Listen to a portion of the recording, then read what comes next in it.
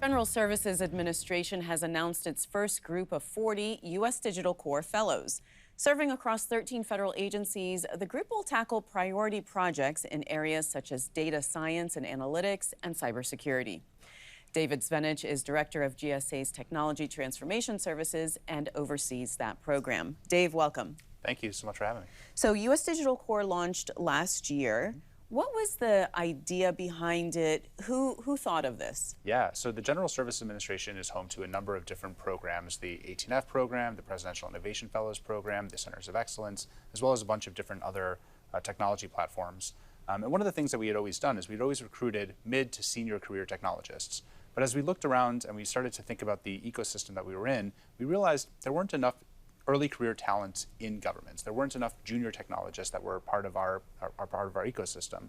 And so we started to think about how could we change that? How could we really bring the next generation of leaders into the government? And the U.S. Digital Corps started from there.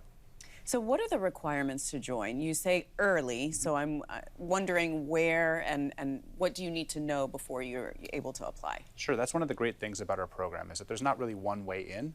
We have folks with PhDs, we have folks who have never worked in government before. We have folks who have been in government before. We have veterans. We have a wide range of folks who have come from different parts of their career, sometimes second careers. But what we're really looking for are folks that have some experience with technology. Maybe they learned that in school, maybe they would learn that in practice, but they're at the early stage of their technology careers. And so we used what's called the Pathways program, and that's something that we found a lot of success with. And we try to find technologists that, like I said, are interested in having a career in public service as technologists. And oftentimes they're coming from government. Sometimes they're coming from a different type of government service. Or, like I said, this is their first time in government as a public servant. Do you have to have a college degree? You do have to have a college degree. That is one of the things that actually we think would be nice to see changed. We weren't able to attract folks or even recruit from folks from boot camps or self-taught technologists.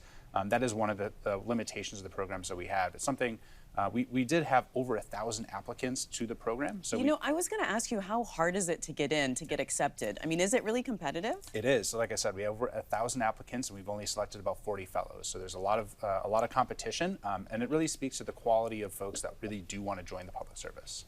So how do you make sure that you get the skill that you're looking for, but at the same time ensure, administration priorities, which are diversity, equity? How do you balance those two? Yeah, so it's a couple of different things. The first is you want to make sure that we're recruiting widely. As part of that, attracting the 1,000 candidates, it wasn't just post and pray, as it were. We didn't just hope that candidates would come. We went to campuses, we went to community groups, we went to a wide range of different places in order to let folks know that this program existed. And then when we went through the actual hiring process, we wanted to make sure that we're using best practices as part of the hiring. So we used a program called the SMEQA process. I know that's a terrible abbreviation, but it's basically trying to use qualifications-based and sort of using subject matter experts to qualify candidates instead of just looking at their resume alone. And that process allowed us to really vet whether folks had the skills and had the expertise. And what we found is that by doing these sort of combination of practices, having a wide range to recruit from, having a really intentional hiring process, and then ultimately making sure that we had good places for folks to land, we had a really good set of outcomes on DEIA. So how do you determine which agencies the fellows will work at and what projects they'll work on? Yeah, so this is part of the magic. We wanted to make sure that the fellows had a really great experience when they came to the government. Obviously, it's a bad experience to bring someone in and have them go to an agency that's not going to work for them. So we spent time making sure that the agency partners that we worked with had a mature program, that they were prepared to keep the fellows after their fellowship. One of the things you want to do is create this pathway. We need to make sure that there's going to be a home for them permanently. And then ultimately make sure that the projects that they're going to work on are both meaningful, but also appropriately leveled for these early career technologists. So give us an example of a project a fellow would work on. Yeah, so we have fellows placed at the Office of Personnel Management, data scientists who are working on data science projects with basically personnel data. We also have fellows here at GSA. We have folks that are working on USA Gov, and we have folks that are working on login.gov and 10X and beyond. The benefits to the government are clear. What are the benefits to the fellows? What do they get out of this? Yeah, so a couple of key things. The fellows are here to serve.